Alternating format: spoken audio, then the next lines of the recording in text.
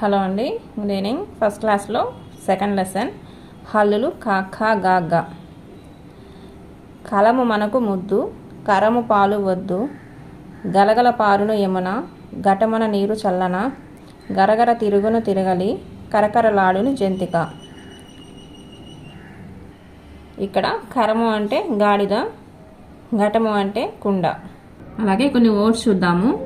కమలము, కడవ అంటే కుండ, కమలం అంటే తామర, ఖడ్గం అంటే కత్తి, కరము అంటే గాడిద, గద, గడప, ఘటము అంటే కుండ, గంట. దీంట్లో ఒత్తుగా అయినా రాయొచ్చు. ఖగం అంటే ఆకాశంలో సంచరించే పక్షి, ఆకాశంలో ఎగిరే పక్షి.